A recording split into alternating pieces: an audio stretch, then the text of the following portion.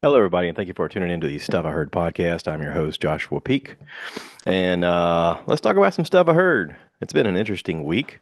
We had a lot of things going on here personally. We had my wife's mom and pa were coming up from South Georgia to pick up a load of angle iron, angle steel, whichever it is, mainly because uh, her pa owns a RV park down on 301 in Nahunta, Georgia, Nahunta. It's called Mutt's Place, Mutts Place. You can find it using Google Maps. I have put up some lovely photos and a YouTube video about the place. It's actually really nice. Anyway, if you're out and about and traveling and need a place to park your RV, it's quite nice. They have facilities there with restrooms and showers and washer and dryer, and he's built covers, fire pits, and he came to get some steel or iron, whichever it is, to build some park benches. Right now, there's wooden park benches, but he wanted to update it and have some metal park benches for supports. That way, it'll hold up over time. It'll be nicer. So anyway, um, they were coming up to pick up a load, and we were planning to have a meal with friends and with family and everybody come over and meet them and that sort of thing. And it was going to be fun. I actually had worked so that I could get off early, and I bought some salmon to be prepared. Went ahead and seasoned everything and had the grill fired up. I needed to cook some chicken as well. So I smoked some chicken on the pellet grill. I got vegetables ready. I had them in the fridge. I went ahead and had the salmon ready. I was going to cook that. And um, it just so happens that they came up here, got the stuff, and had trouble. Now, in life, we normally think, oh, I can handle anything. There's no problems I can't face. It's always great when things work out. And most of the time, things do work out pretty well, pretty easily. But there are times where you run into problems. There's times where we all have issues. And this was one of those cases. They had brought a trailer to haul off this steel. It's 2,500 pounds worth of steel. Let's just call it steel. At this point, does it matter? Um, most of you don't know them anyway. So, anyway, 2,500 pounds worth of steel. They went up to go pick it up. And while the people were loading it on, I guess the weight caused a flat in one of the tires. And of course, Bicknell was like, I can't believe I got a flat, man. I just put four brand new tires on there. It shouldn't be flat. Well, yeah, it shouldn't be, but sometimes things go wrong. And this is one of those cases. So the place wouldn't allow the steel to be put on the trailer with a flat tire. They were like, all right, we got to take this off of here. You need to fix the flat and then come back. So he pulled off to the side and replaced the tire, and he'd brought a spare with him, which is the right move. Got the steel loaded on, and they went to drive away and got another flat. But at least they were off and on their way, and were able to find a place in Darlington, South Carolina, a place called Mavis Tires. They don't normally do work on trailer tires, but there was a really nice guy there that was willing to help them. And the guy was like, "Let me take a look at it. Maybe there's something I can do." And so he was able to not only fix the first tire, but fix the second tire as well. It turned out that one of them had a valve stem issue, but he fixed both and went around and pumped up all the tires. So they were all good. And when they got ready to pay him, he was like, "No, there's no charge. There's no big deal." And they were like, "No, we need to pay you. We appreciate the work." And he was like, "No, really, it's fine. It didn't take no time at all." And they were like, "Okay, well, here's, some cash." And they kind of gave him some cash to thank him for his time, because time is money, right? And listen, it was a nice thing for the guy to do. It was a nice thing for everybody to kind of help each other out. So I'm glad it worked out.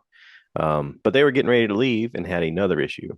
My wife had then come home and had made it in the house when they called and said, "We need you to come get us. We're broke down." It was like, what now? So come to find out, the fuel pump had gone bad. As they were getting ready to pull out of the tire place, the fuel pump decided that it was just done. That was it. Um, This is a common problem for certain models of Chevy and GMC trucks. Bicknell has a 97 GMC Sierra, and he's already replaced it 5 times. This was the sixth time that it needed to be done. Well, the first time he did it, he actually took it to somebody and they took the bed off to get to it. The second time, he has a lift at the shop there where he lives, and he was able to drop the fuel tank and get to it. But he said that was awful dirty work and he didn't want to do that anymore. And he had heard about this being a common problem with that model of truck. So he had cut a hole in the truck bed to get to it. Now, if you have anybody that you know that has one of these trucks, one of these year model trucks, everybody seems to have this problem. Um, I looked on YouTube and there's not a limit to how many videos are out there about this particular problem with this particular year model. Not just this year. I mean, it was like, I want to say from 96 to 2004, this was a pretty common problem with Chevy and GMC. So, anyway, a lot of people had cut access panels through the truck bed to get to it. Some people had gone to the lengths of building like a hinge and a little latch door that they could hook. And, Bicknell had kind of done that with his. He left the hole and then put like a semi truck mud flap over it and had that drilled into the bed, and then kept a chain over it to kind of keep it in place. But that allowed him to have a chain on access all the time, and it also allowed him to keep that flap covered. And then the flap also helped with keeping out debris. So anyway, um, so we needed some way to get them back here and a way to get the steel back here, and we couldn't physically move the trailer of steel without moving the truck first. But luckily, one of our good friends, Cheryl, knew somebody with the flatbed and called, and they came and was able to pick him up and talk to the guy. Real nice guy, fellow. The name is Danny, um, Danny Howell, Howle, real nice guy. We asked him, said, "Hey, can you just bring this to the house because we can fix this at the house?" He's like, "Sure, absolutely, no problem." And so he hooked it up, and I was able to hook up the trailer of steel to my truck and bring it here to the house. Meanwhile, I was still cooking. I had left the pellet grill going. I didn't really tell anybody about this, but when I left the house, I had the pellet grill on. I'd already cooked the chicken, I'd already cooked some of the salmon, but I had two large fillets that I still had to cook. Well, when I left here to go handle the issue with the trailer and the truck, I decided to leave the pellet grill going because I had it set at 255. I checked the pellets. I had plenty of pellets. And I was like, I just want to leave the pellet grill on. That way I don't have to cool it down and then reheat it up later because heating it up takes a little while. I want to keep that smoky flavor on the inside. And I said, all right, well, I'm going to leave this going. And then as soon as I can get home, I'm going to try to throw the salmon on there. And that should help the timing of this. Well, waiting for the guy with the rollback took a little time, and then of course he had to get it hooked up and put on there, and we had to get the trailer of steel hooked up, and it took a little bit longer than I anticipated. I had told my wife, I said, "Hey, as soon as you get home, how about throw those salmon patty or the salmon fillets on the grill with the cedar planks, and that way at least it's going." I didn't tell her to check the pellets, and I should have. So we get here to the house, we get the trailer all lined up. The guy with the rollback takes the truck off, and I'm looking to pay the guy, but I'm like, okay, when do I ask him this, or can I run over here and check the grill real quick? And I found a moment to go check the grill real quick, and it had just run out of pellets. I looked inside the hopper, and there was nothing in there. I was like, oh no. And I looked down at the temperature, and it was only 71 degrees, and I'm going, oh no. So quickly I put some pellets in it and I watched the temperature and I was like, please, please, please, please, please don't go out. Uh, if you ever have a pellet grill and it runs out of pellets and it gets cool enough, it'll shut itself down. And when it shuts itself down, it takes a while for it to queue back up. And I really was it's like, getting to be dinner time and I got people showing up to eat. And I'm like, oh no, this is going to be really bad. So, but listen, it's all friends and family. And I was like, no one's going to be ultimately upset. There's other stuff to eat in here if we have to eat that. But if they want to wait for the salmon, they'll wait for the salmon. And that's true. So anyway, I was able to get the grill going again. It didn't need to cool down and go through the cycles. Everything queued back up. It started smoking again. Um, we ended up eating about an hour later than we anticipated, but that was fine. Everything else worked out. We were able to offload the truck and get it in the driveway. Um, we had a moment to figure out what all we needed to do and decided to attack it the next day. Now, in town here in Florence, South Carolina, we have many auto parts stores that you have a choice from. And over the years, I've used different ones: AutoZone, Advanced Auto, O'Reilly, Napa. I mean, you name it. Um, Typically speaking, my best experience has come from using our O'Reilly here in town.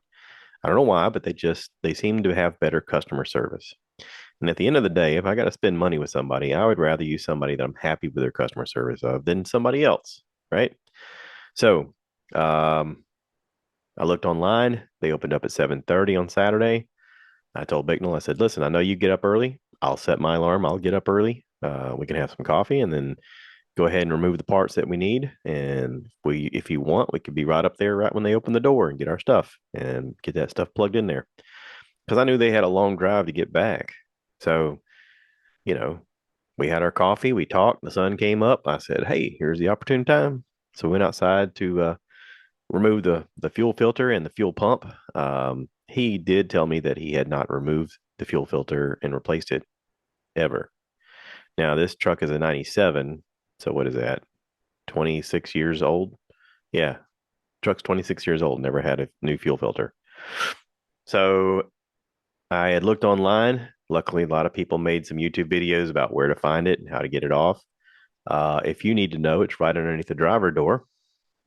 All you do is slide your little body up underneath the driver door, and you'll see it right behind the frame. As you scoot your body back, you'll see that the frame is angled inward, and it's right inside the frame.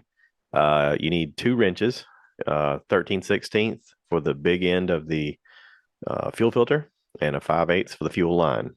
And you just twist them and bring it off. Now, we had some fuel stuck in the line, and I did get covered in fuel. That was fun.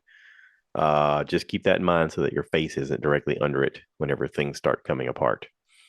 The frame will catch most of the fuel, and it will drain. If you're downhill, like I was in the driveway, it went downhill towards the front of the truck. So that actually helped out a lot. But anyway, we got the filter off, no problem. I had to detach a bracket that was holding the filter to the frame itself. The bracket took a 13 millimeter, but I was able to take that off with no problem and remove that filter. And then I climbed in the back of the truck. We had to move the toolbox to get to it. Move the toolbox, take the little flap off, and get to where the fuel pump was. So, got the fuel pump. Was able to use a scraping tool to kind of scrape some of the dust and debris and dirt that had kind of accumulated up there. This truck is used on a farm. Bicknell has used this not only on his RV park area as he's developed it, but he has a tree farm that he farms trees, pine trees. And so, over the years of driving across the fields, a lot of this dust and debris and rock and everything else is kind of accumulated up in there. We used a blower to kind of blow it off initially. And then once we got to where we were unhooking the electrical and the four different lines for the fuel, we used a vacuum. It's really helpful to vacuum it up. That way it's not falling into the tank. So I was able to, like a dentist, uses his tools. You know how they're in your mouth and sometimes they're scraping and they use the little vacuum thing to suck the stuff out. I did the same thing around the gas tank. I was able to hold the vacuum there, scrape around it, and let the vacuum suck all the debris into it. So that was super helpful. We took the parts with us up to O'Reilly so we could make sure that they matched up the right stuff. The guy at O'Reilly was super helpful. We were able to find the uh, the fuel filter was only like $11, and then the fuel pump was 100 and whatever. I think total it was like 120 or something like that. Anyway, it wasn't crazy expensive. Um, especially when you consider the fact that the fuel pump itself has electronics and plumbing lines and all that other stuff that goes on. There's a lot of moving parts on there that need to be done right, and it's better to just go ahead and buy the nice new one than try to go to a junkyard and get another junky one that ain't going to work, especially when it's a common problem with this vehicle. So, anyway, got the new fuel sending unit, new fuel pump, the filter and everything. Took it back to the house. I was able to pop the filter on there with no problem at all. In the process of putting on the filter, though, I looked up the fuel line, and one of his fuel lines was crimped, and I got it on camera. I made the little YouTube video. Matter of fact, it's on my YouTube page now if you're looking around or perusing or curious. And it dawned on me that if he's not getting fuel from this fuel line, this may be why the pump is going bad to start with. It's, it's very possible that working on the farm there, maybe a log or a rock or something got pushed up in there and maybe crimped the fuel line, which could, in a sense, cause problems to your fuel pump. Also, the fact that the fuel filter had never been changed could also cause a problem. So, all of it was a learning experience for me, and also for him. I mean, I could kind of tell him about his fuel line, and he was like, "Oh, we got to fix that." And so, anyway, we popped the new fuel filter in, got everything lined up with the fuel pump, got it in, went to go change it or went to go try it out to make sure everything cranked up, and the battery died. And we thought, oh crap, did we leave something on? And did was there a dome light on or the radio left on or something we didn't recognize? So we thought, okay, maybe it's just a thing where we could jump it off. And right about the time I said that, my buddy Danny Shaw pulled up. Old Danny to the rescue. Danny's like, "Hey, buddy." I said, "Hey, pull up right here. We'll jump this off real quick." And he's like, "Okay." So we hooked up the jumper cables, went to crank it up, and it cranked up with no problem. So we fixed the fuel problem. Now we just needed to address the battery problem. So we kind of let it run for a while, and we figured, okay, maybe something was run down, and the alternator, the way this should work is the alternator should alternate the current and get the charge of the battery back to where it's supposed to be. Well, that turned out not to be the problem because we unhooked everything and then went to crank it again and the battery was dead. So we're like, okay, the battery is dead. And it was it was interesting because it's one of those things where you think, golly, when it rains, it pours and it just one problem after another problem. And yeah, but also what a perfect timing. What perfect timing. There's nowhere to be. It's a Saturday. Got great weather. It wasn't too hot. It wasn't too cold. Wasn't it was just a beautiful day. We had friends that could help. We had tools there. Seemed like a simple fix. We got the money to fix the problem. I mean, you look at the problems that happened and the things in the order that they happened in, it all worked out. Like all of it. We had people with the know-how, with the muscle, with the tools, everything. Everything worked out. So I don't know. We went back to O'Reilly. I saw the guy when I came in. I said, we didn't spend enough money earlier. We just had to come back and see you again. And he's like, cool. So we told him about the battery, and he's like, man, I tell you. I said, yeah, but I like you guys, and you've always given me great customer service. So I'm gonna keep coming back because of that. So anyway, shout out to O'Reilly here in Florence, South Carolina. You guys are doing a great job. And I'll continue to use you as long as your customer service is so great. I've used them driving across the country up to Maine. And every time I've ever needed to stop in on the way, they've always been super helpful. So customer service goes a long way. So thank you. So anyway, got a new battery in. Everything's good. They were ready to rock and roll and got hooked up to the trailer and went on their happy merry way with all kinds of new parts in the truck. So they should be good to go for a while. Oh, and Danny was able to straighten out the fuel line. So that was super helpful too. See, it all worked out. Good stuff. Good friends, good family, good Lord, some good living. I like it. Thank you. Thank you, everybody. Thank you, everybody involved. Um, I was kind of, my wife was kind of fretting. I was kind of fretting. They were kind of fretting, and it all worked out.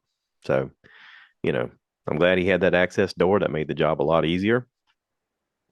If you know anybody with that model of truck, you're going to have a similar problem. You probably know that they already have an access door as well. Or if they haven't, tell them, hey, got your little access door right here. This would be super helpful to do this next time. And if you haven't changed your fuel filter, do that. It did dawn on me that I need to change my fuel filter. So I'm going to be looking for where that's at on my Dodge Ram and get that changed. So let's talk about stuff I heard. Okay. Because this is the Stuff I Heard podcast. And I talked enough about trucks and fuel filters and all that fun stuff. Um, I'm a big fan of Neil Brennan's podcast, Blocks. It's based on his Netflix special. If you haven't seen it, go check it out. It's really good. It's a comedy special, but it's also sort of an introspective look on not only his brain, but everyone's brain and the things that we look at in our own lives that we think are blocks, things that we have to find ways around, obstacles. He's a very thoughtful guy, but uh, episode 23 that he did recently is with Pete Holmes. I like Pete Holmes a lot. Pete Holmes is he's very thoughtful, thought provoking. He's a comedian.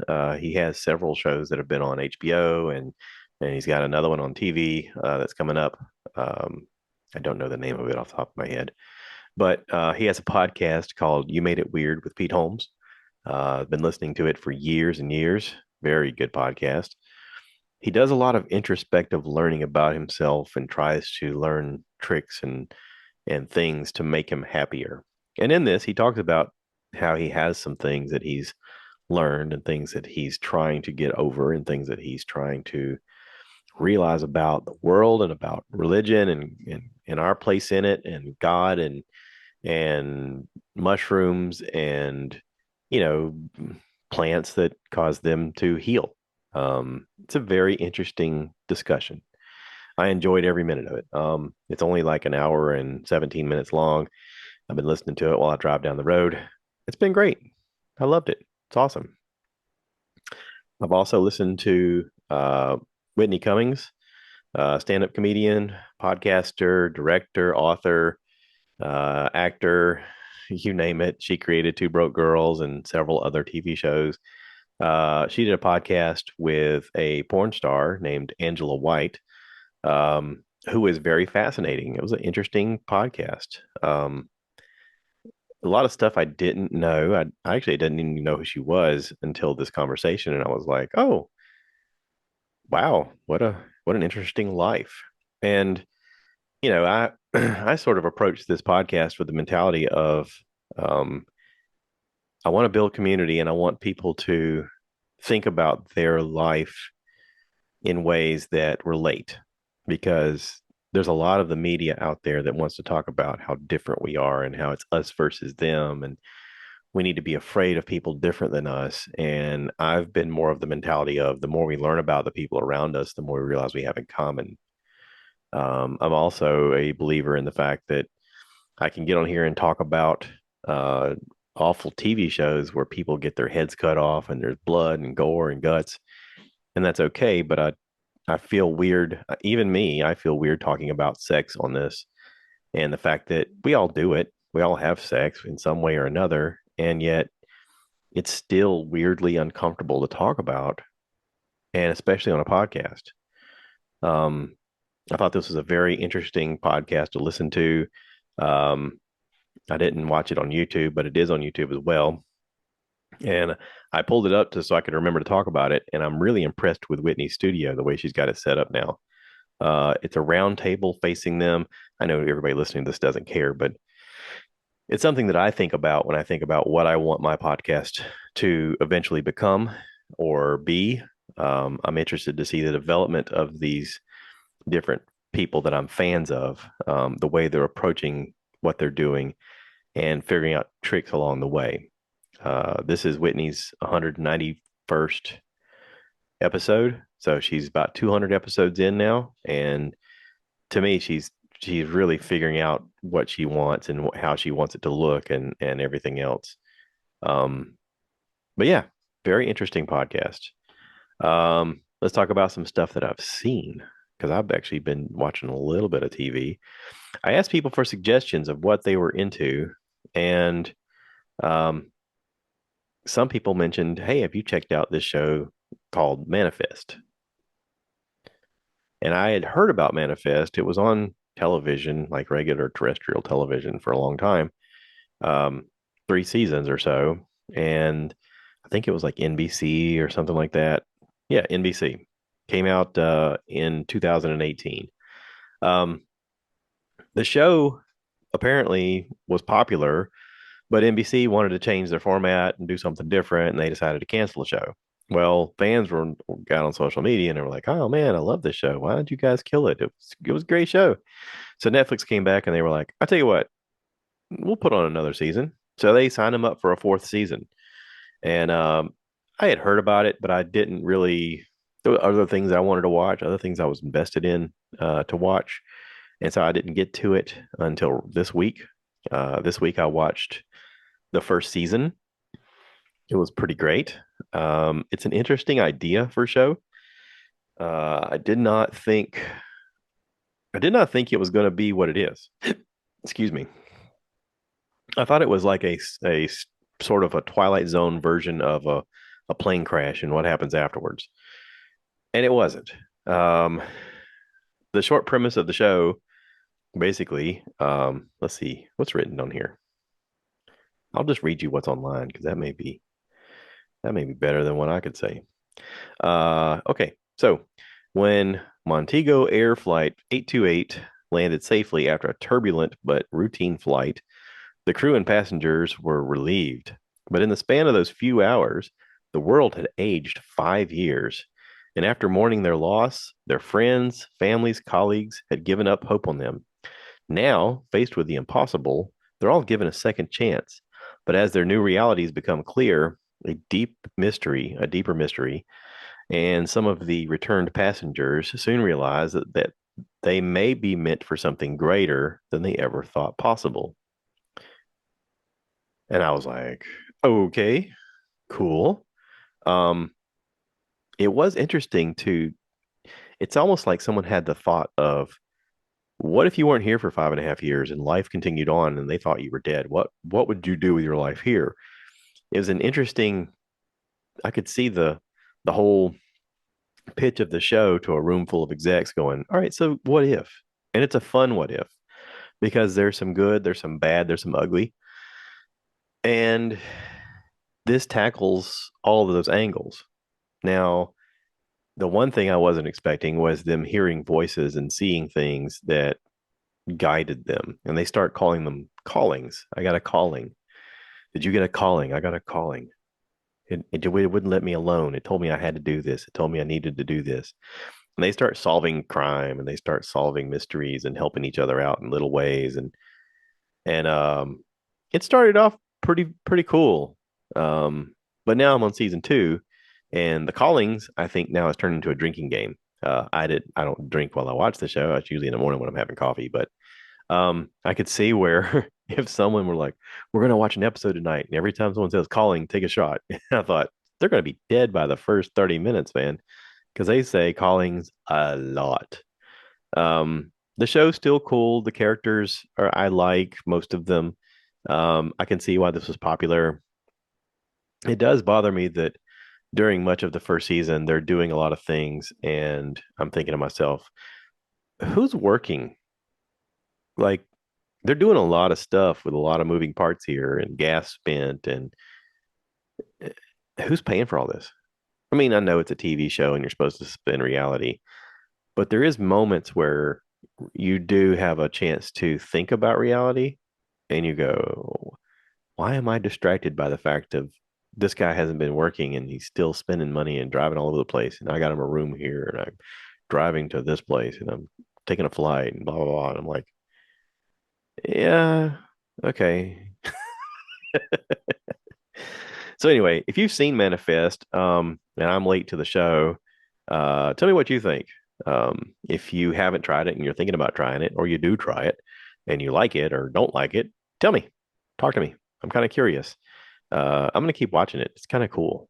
I did tell my wife that I finished season one, and I kind of wanted to jump all the way to the last season and just watch the last season now. I said, I know that the show is good and blah blah blah. I said, but I kind of just want to jump to the end and find out what happened. So anyway, yeah. So there's 4 seasons. Um, I'm looking on Google right now. It says there is no fifth season. Um, they wrapped everything up. All the people that are involved decided that was it. And yeah, 5 seasons of Manifest right there. And the last season they did specifically by and for Netflix. So anyway, that's it. That's all I got for you people. Thank you all for being part of this fun little project of what I'm doing. And thank you for let me know you enjoy the show and are involved and have feedback. And it all helps me just decide to do another one after another one after another one. I'm liking the way this looks in my background. If you guys are watching this on YouTube, I'm liking the way the camera is angled here with the all of the stuff behind me with the Boba Fett and the lightsabers and the Legos, and man, it looks neat. I am considering what I'm going to do whenever I have guests because that's going to be the next thing I got to figure out. Um, so I'm gonna have to tackle that at some point here soon. Anyway, thank you everybody for listening. Thank you for subscribing. If you haven't yet, please leave us a review. Let us know that you're listening. Let us know what you like, what you don't like, what you'd like to change. If you want to be part of the podcast, let me know. We can always do this over Zoom. You can sit comfortably in your house with no pants because I can't see, past your wherever you stick the camera. I don't know why I said no pants. It's just kind of silly. Am I wearing pants? That's kind of a weird thought. Can't see me, right? So who knows? Maybe I'm sitting here in just my underwear. I'm not, but I mean, just whatever. Suspension of disbelief, right? So thanks for watching. Thanks for listening. Please remember to rate, review, subscribe, share this with your friends. And as always, cue the cow. Cue the cow. Moo, baby.